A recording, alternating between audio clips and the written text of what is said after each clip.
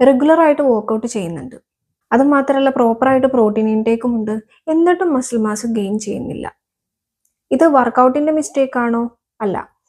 നിങ്ങളുടെ testosterone level law ആയിരിക്കും. പുരുഷന്മാരിലെ ഏറ്റവും പ്രധാനപ്പെട്ട ഹോർമോണുകളിൽ ഒന്നാണ് ഈ ടെസ്റ്റോസ്റ്ററോൺ എന്ന് പറയുന്നത്. ഇത് നമ്മുടെ മസിൽ ഗ്രോത്ത് ആയാലും സ്ട്രെങ്ത് ആയാലും റിക്കവറി ആയാലും ബോൺ ഹെൽത്ത് ആയാലും പിന്നെ എനർജി ലെവൽ മെയിൻറ്റെയിൻ ചെയ്യാനായാലും ഈ ടെസ്റ്റോസ്റ്ററോൺ എന്ന് പറയുന്നത് പ്രധാന പങ്കാണ് വഹിക്കുന്നത്.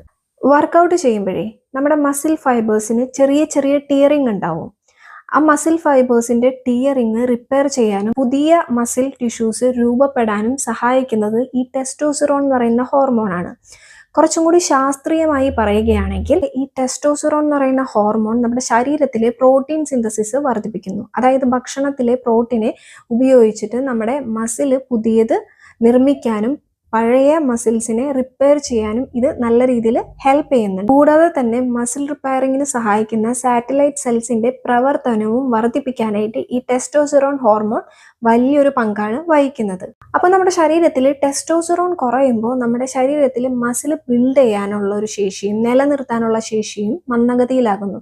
അത് നമ്മൾ കറക്റ്റായിട്ട് വ്യായാമം ചെയ്തിട്ടോ നമ്മൾ കറക്റ്റായിട്ട് പ്രോട്ടീൻ എടുത്താലോ നമ്മുടെ ഈ മസിൽ ഗെയിനിങ് മന്ദഗതിയിലാകും ആ പ്രവർത്തനം. ഈ ലോ ടെസ്റ്റോസ്റ്ററോണിന്റെ ലക്ഷണങ്ങൾ നമുക്ക് നോക്കാം.